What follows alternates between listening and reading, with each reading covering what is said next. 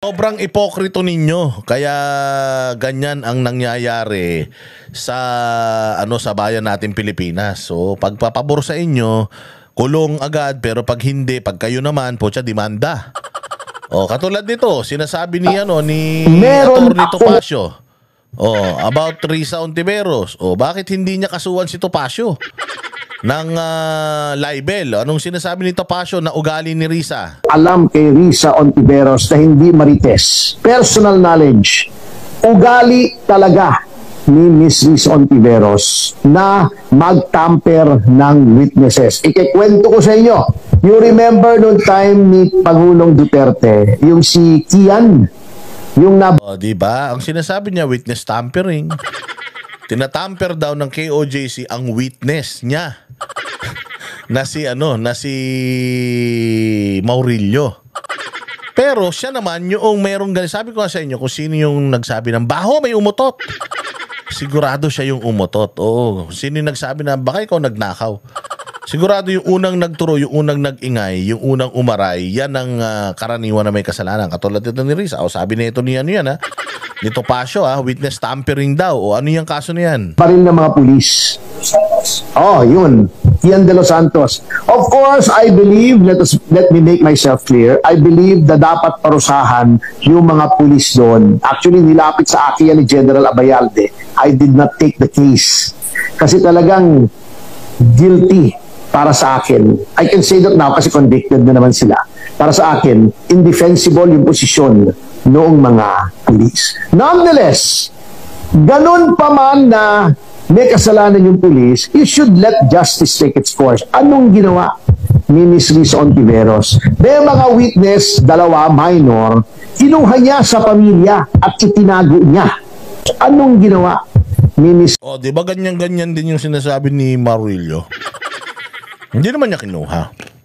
Pero itinago niya. Yun ang sinasabi ni Maurilio. Ginagawa naman pala talaga niya dati, kaya naman pala parang totoo. Risa Ontiveros. May mga witness, dalawa, minor, kinuha niya sa pamilya at itinago niya. Para turuan niya kung anong sasabihin. Which for me is objectionable. Kaya na-involve ako, the father of one of the witnesses went to us, meron kaming grupo, yung Citizens Crime Watch, nandyan yung aming Pangulo, nandyan na ba si Mr. Magpantay is here. Pantay siyang national president namin ng Citizens Crime Watch. Lumapit yung tatay sa amin, nagpatulong kasi ayaw daw ibigay ni Risa Ontiveros yung anak niya. Pumunta kami sa CID. Diba? Saan ka naman? Katulad din ni Rene. Sinasabi na nga ni Rene na hindi ako kinidnap ng KOJC at wala ako sa KOJC. Pinipilit pa rin niya na hanapin ng pulis kasi delikadong buhay niya. Kasi kinidnap siya. Sinabi ng anong tao hindi ako kinidnap. Sinabi ng anong tao wala ako dyan. Pero pinapahanap niya pa rin sa pulis. Anong ibig sabihin niyan? Pucha, talagang persistent si madam.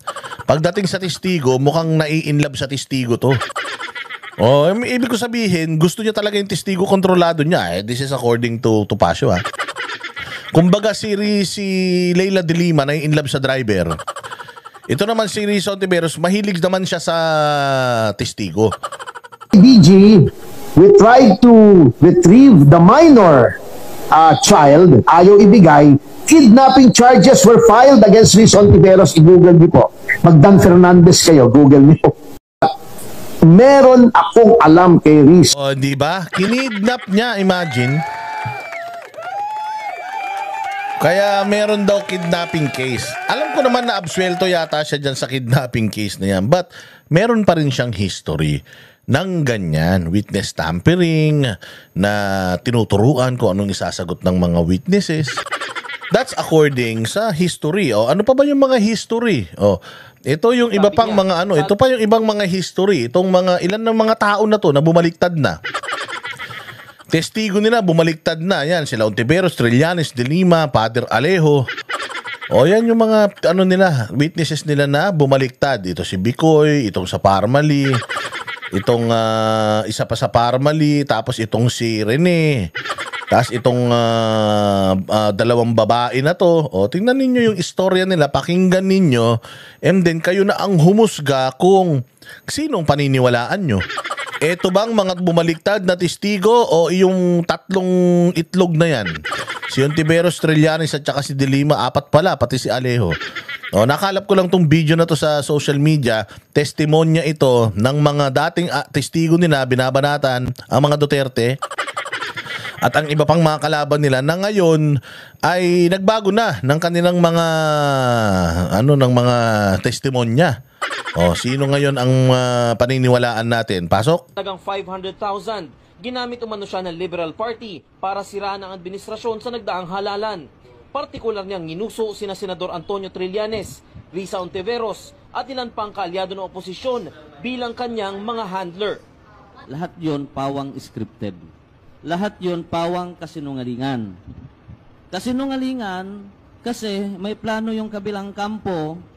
Yung kabilang kampo magpaputok ng issue para ma-divert yung attention ng tao, papataas ng papataas ang rating ng administration candidate, samantalang walang pumapasok, particularly sa 8 diretso candidate. Makailang beses umano siyang nakipagpulong kay Trillanes at Ontiveros tungkol sa isang Oplan Sodoma o plano para pabagsakin ng administrasyong Duterte. Pero wala naman siyang maipakitang ebidensya na scripted o gawa-gawa lamang niya at ng LP ang mga mapanirang video. Maliban na lang sa mga text message niya at chief security umano ni Trillanes kung saan sinusubukan niya makipagkita pero di umano siya pinayagan. Dahil dito, nakonsensya umano si Bicoy at natakot para sa seguridad ng kanyang pamilya kaya sumuko sa mga pulis. Hinahabol ni Senator Trillanes bago magtapos ang term niya ngayong June 30, 2019. Dahil kapag alam nyo ba itong Bicoy? Si Bicoy, contact ng contact sa akin yan. Message ng message yan sa dati kong Facebook na nawala na. Buti naman. Sir, interviewin nyo ako. Marami akong isisiwalat. Ganun. Sir, kailan nyo ba ako interviewin? Marami akong isisiwalat. Gusto ko sa Banateros lang. Hindi ko na nang pinansin. Kasi nga, sa akin, ang isang sinungaling, pag nagsinungaling ka na, kahit gusto ko pa yung ilalabas mong expose, di na ako maniniwala sa iyo. Wala kang kredibilidad sa akin. Kaya ito si Bicoy, ayaw ko siyang kausapin kasi nga, nagsinungaling na siya nun. Nagsinungaling na naman siya. Alam mo, paulit-ulit na pagsisinungaling na, hindi mo alam kung yung sasabihin niya sa iyo, totoo o hindi.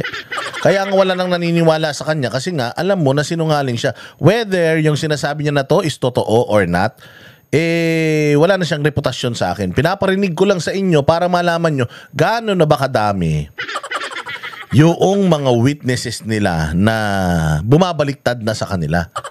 Yung mga sinungaling na witnesses nila na sila naman ang binibiktima.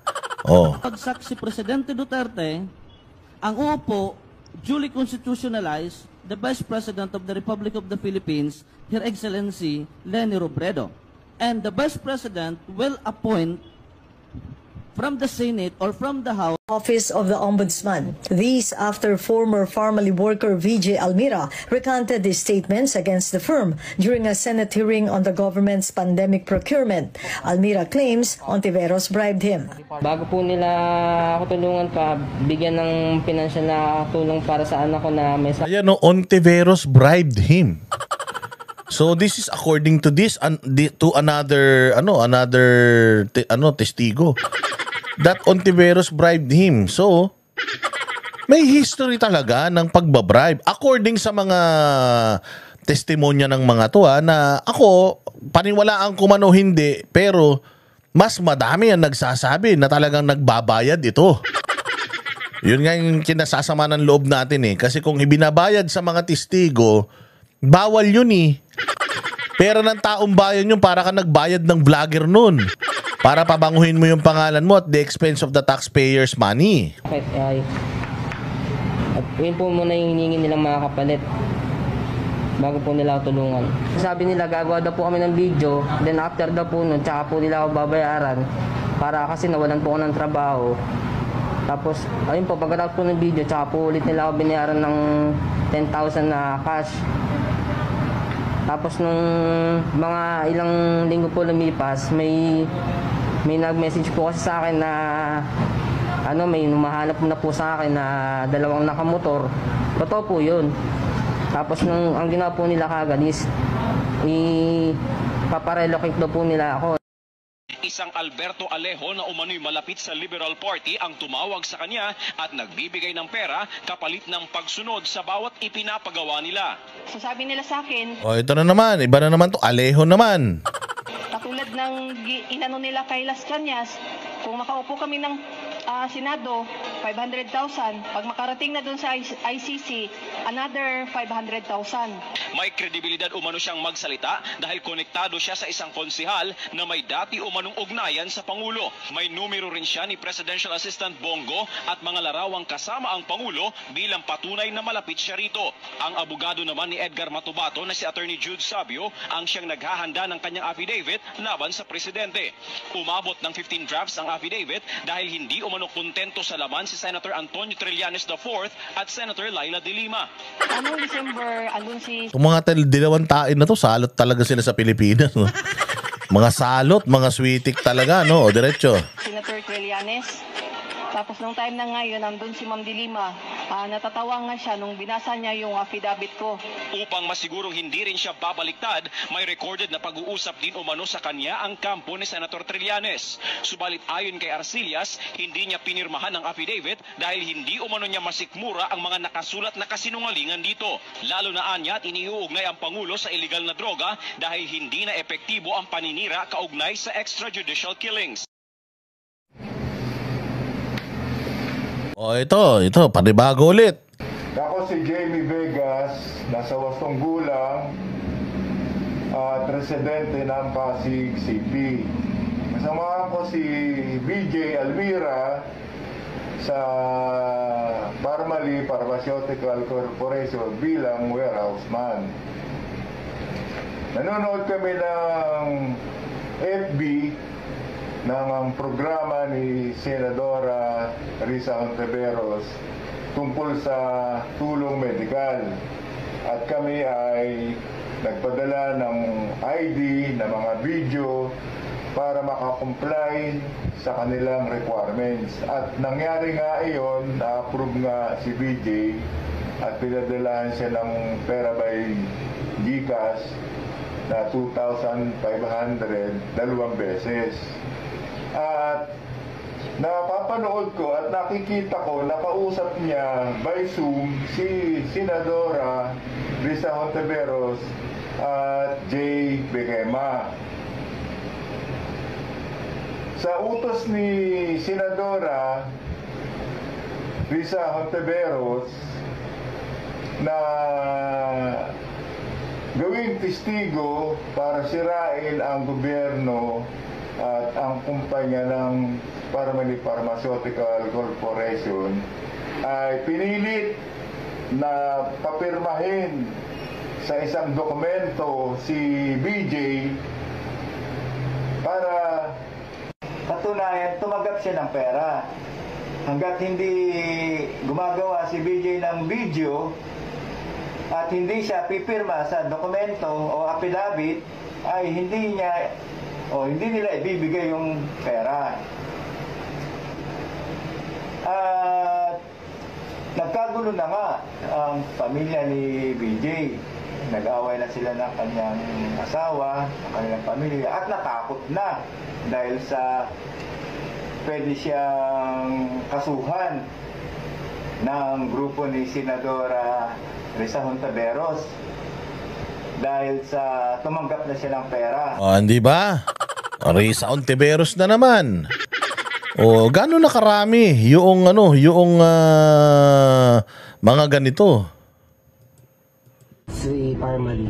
Ang alam ko po nag-offer ng pera kay BJ as in si Attorney J. Bequema, abogado po ni Miss Hontiveros. Naku, ito yung abogado na bilintrokis niya. Yung takabigay ng index card, Nako po. Sige.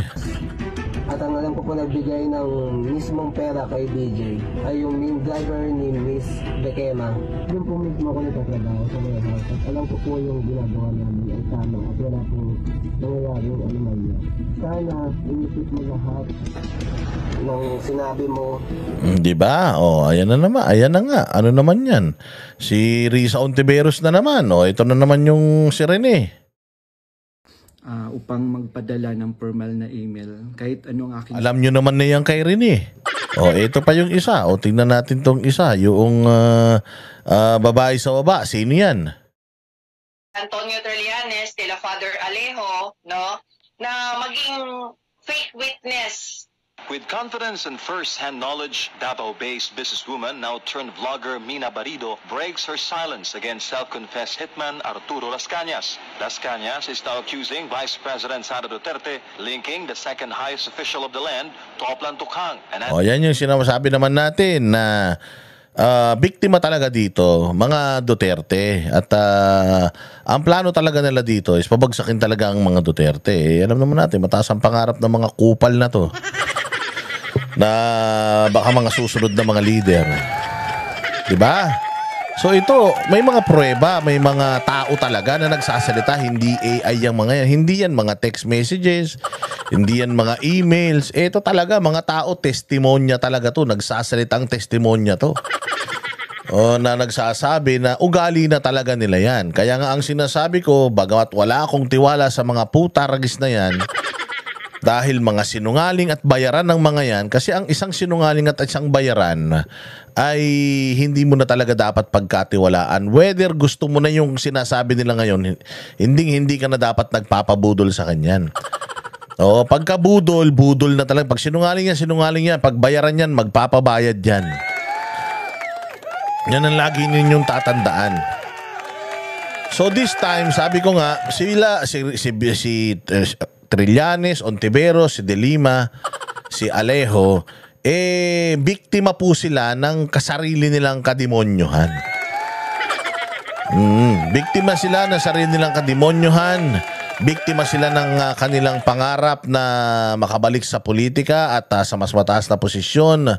At talagang itong mga hayop na ito ay dapat hindi na natin muling bigyan ng kahit na anong posisyon sa gobyerno. Si Risa, last niya na yung 2028. Tapos na yan na senador. Kung ano man ang tatakbuhan niya sa 2028, sana hindi na siya tangkilikin at sana bumalik na rin bumalik na rin sa kanya yung mga kahayupang ginagawa niya.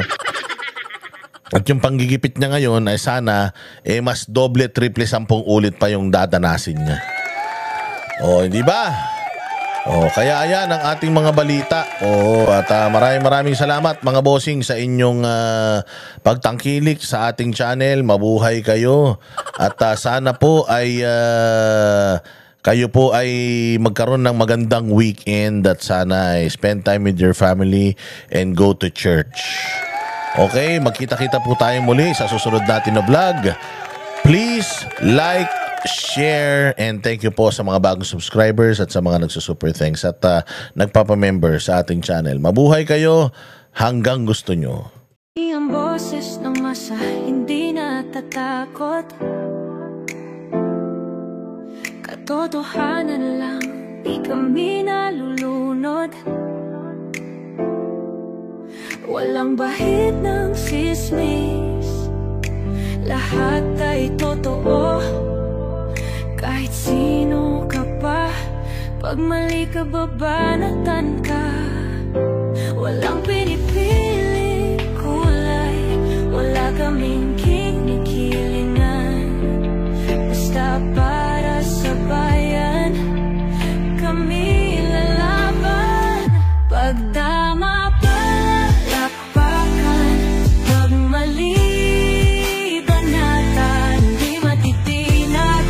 matatakot para sa bayan, tuloy ang sigaw. Sa harap ng kamera, walang halong takot. Mga baluktot, lahat kayo'y tutuwa.